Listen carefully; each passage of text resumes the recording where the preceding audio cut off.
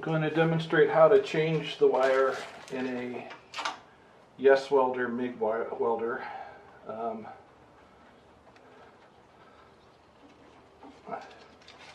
Really, it's more for my practice than for any probable usefulness I think that anyone out there might get out of it. There's plenty of other really good videos about stuff like this.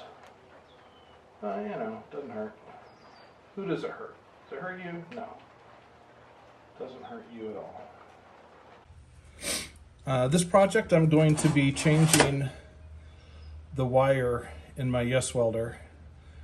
I have 0.030 in it right now, and at the default settings for that wire with the gauge of metal that I'm working on, I ended up burning through.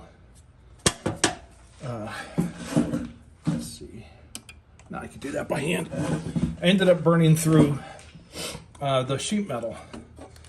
And so with a thinner wire, there will be a lower current setting, lower voltage, and impedance. So the idea is that it will not burn through as quickly. So to remove the old spool, I'm going to sacrifice the length of wire that's already in the hose. You don't have to. You could release the tension here and pull it out, but I'm going to go ahead and do this. You put it through the hole on the spool and bend it so it doesn't unwind, because the wire will want to unwind on its own, which will be important later when we add tension to the nut. So take off the spool nut, the washers and the spring, take off the old spool.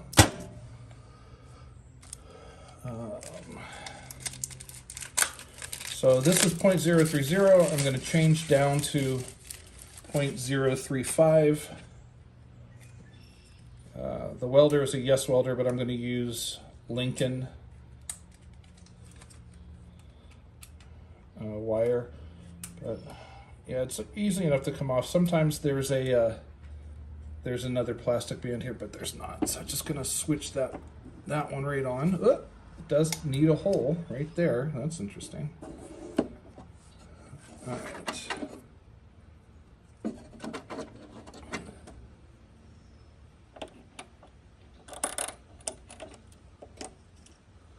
going to put the thin washer on this one because the spool has a little indentation on that side. I think on the other one I actually have the wider washer, but it doesn't really matter. The one thing that does matter is keeping your plastic washers on the inside.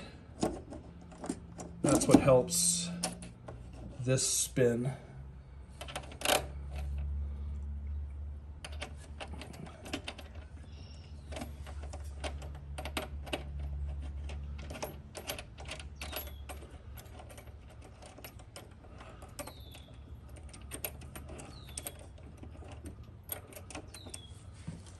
We should really get a socket for this. Yeah, I'm gonna go get a socket. Pardon me.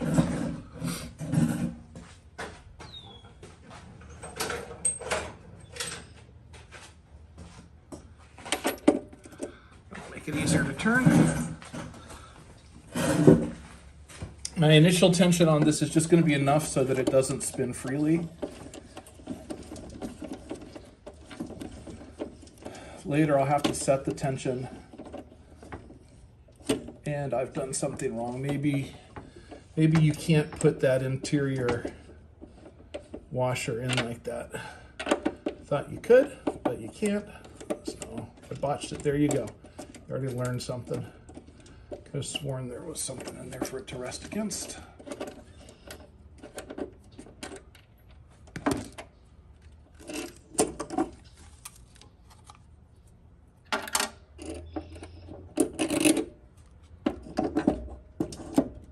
Let's try this again. Big washer goes against the spool. then the spring, then the little washer.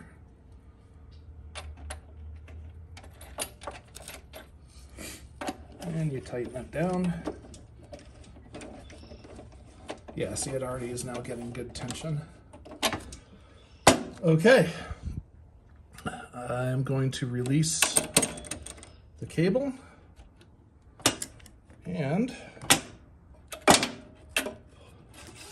I'll go ahead and pull the old one out. As I said, you could have pulled that out and rewound it. I didn't want to do that. I thought I might mess up the cable, put a kink in it. But what I do with this stuff is I just keep it, and then when I'm TIG welding, I use this as the TIG wire, so I don't have to actually, go by the TIG wire, which is just the same stuff, only straight. So throw that into my welding bag. All right, because I'm changing the size of the wire, I need to change the spool.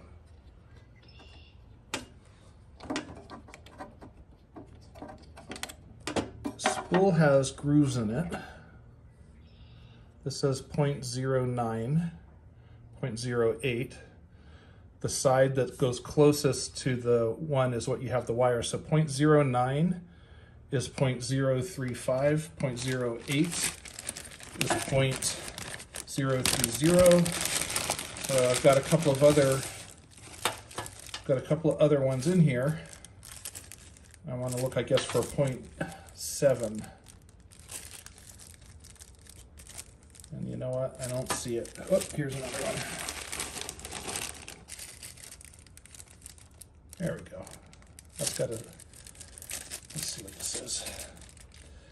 All right, this one is 0.9 and 0.8, and I don't know if this will show, but if you can see inside there, it's got ridges inside. That is used for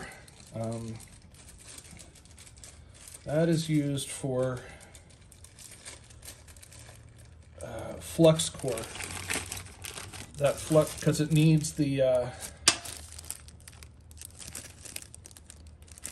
needs that little knob in there.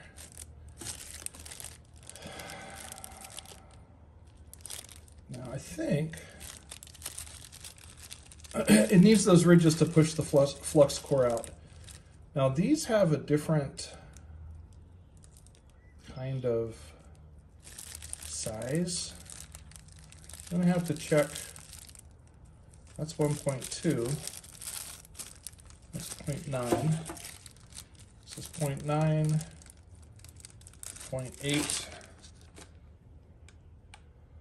This is 0.9, 0.8. Okay, V versus U. It has a different size. I am going to use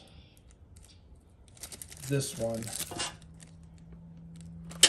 I don't have a 0.7. I guess I'll have to go online and look if this doesn't work. But I would have thought for the 0.25 I might need a 0.7. If so, this whole thing is for naught. But I'm going to go ahead and put this 0.8 on.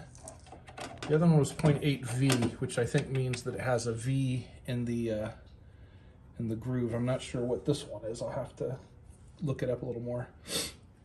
But we'll give it a try. If it doesn't work, then I'll just I'll see if I can find another thinner one.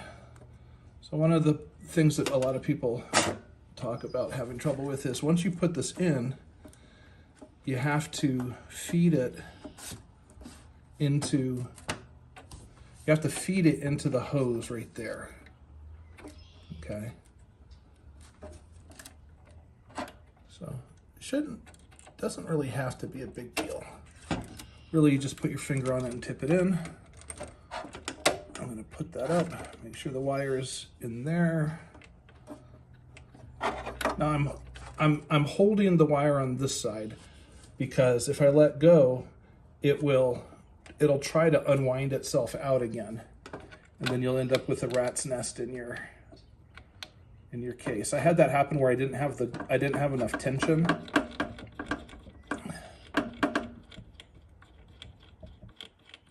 I didn't have enough tension, so while I was welding, it unspooled. Okay.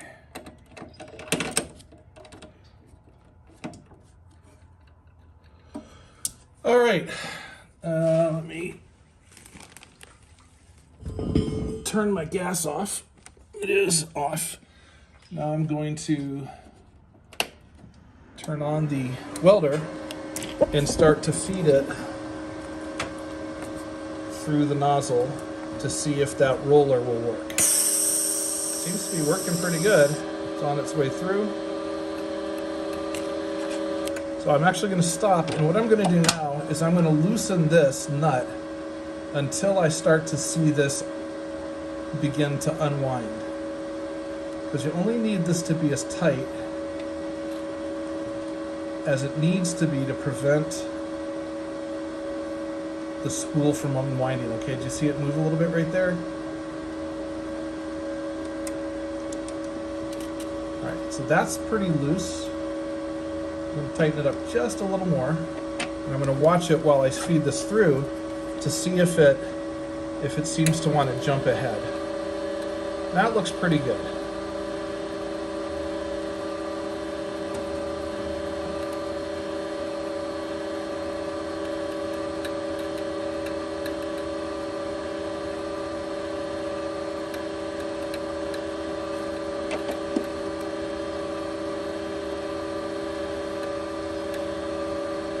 If I loosen it too much, you might see it skip ahead.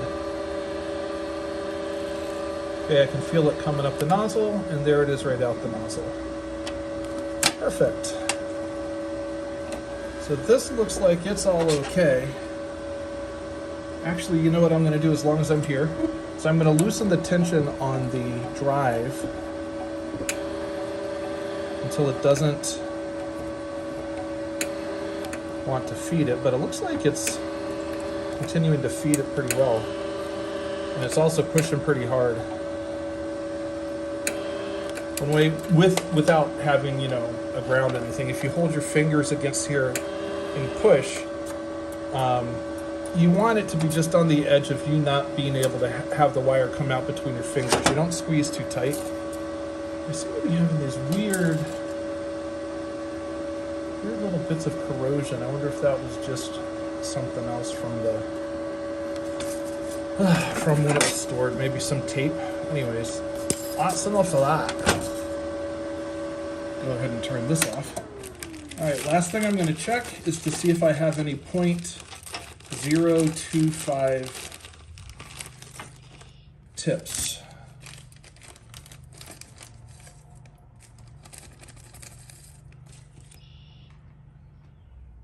So hard to read.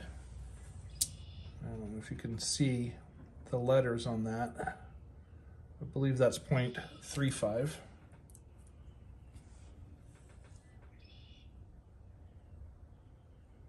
That one's .30.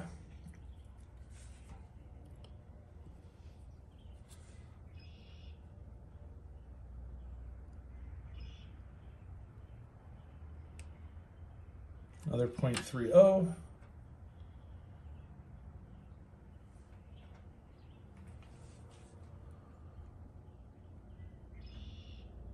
right. Honestly cannot see what that says. I think that might be .4. What I'm going to do is I'm going to take a photo with it and zoom in with the camera. Hold on. Let me see if I can see it on the camera. Yeah, absolutely no luck. What the hell does that say?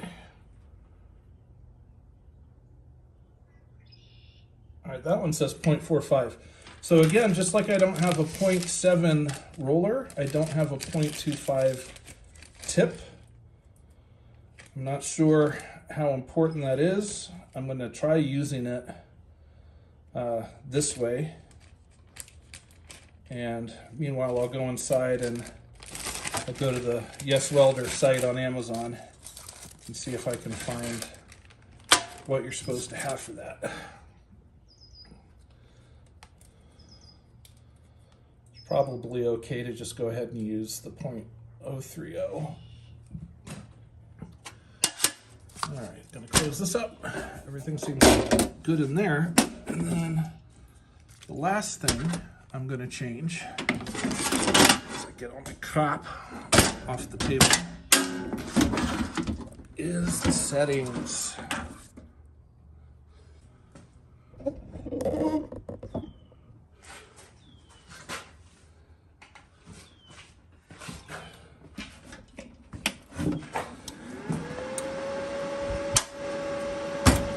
Okay, so YesWelder comes with instructions on what to set. And for me, I'm doing steel, solid wire mix, and I'm doing 18 to 16 gauge steel. So for the 18 gauge steel on solid wire, it says to use, now it has 0.023 wire here, but I have 0.025. So let's see, it says feet per minute, 253, and voltage 15.9. So I've got it in Synergic. So I'm going to turn this up to 253.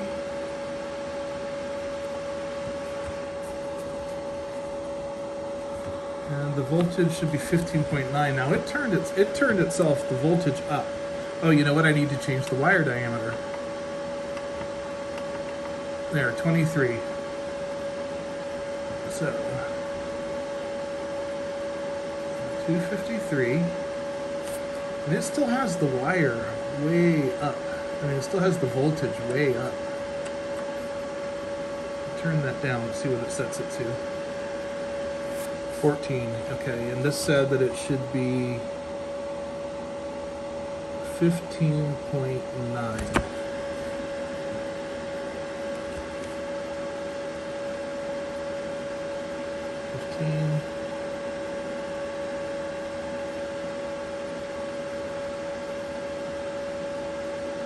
.9. I'm going to set my inductance to 0.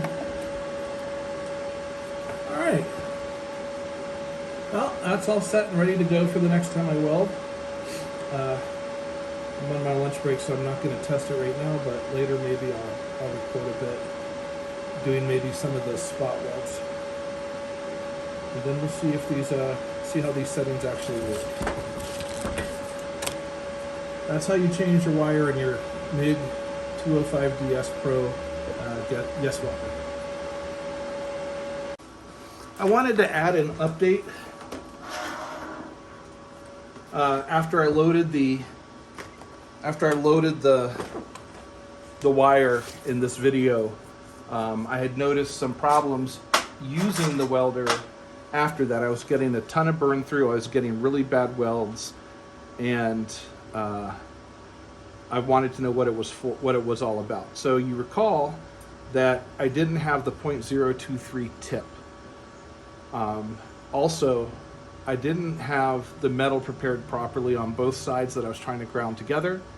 Also, there was a gap in the metal, and also the voltage, I think, was wrong. And here's what happened. So with the tip, I bought a set of tips, so I solved that problem. Oh, and the roller, I thought I didn't have the right roller, but I was reading a 6 as a 9. When I looked at the roller again, the side that I thought was 9 was actually a 6. So it's 0.6 millimeters is 0.023. My wire is 0.025. There's a tolerance of 0.002. So the 0.025 wire works just fine in a 0.023 tip. The roller is 0.6. That's perfect. The voltage, though, when I looked at this sheet, under solid wire 75-25 mix, 18 gauge steel, it says you should have your feet per minute as 253 and your voltage is 15.9. But on the welder, when you set it to Synergic, you set everything else, the voltage is 17.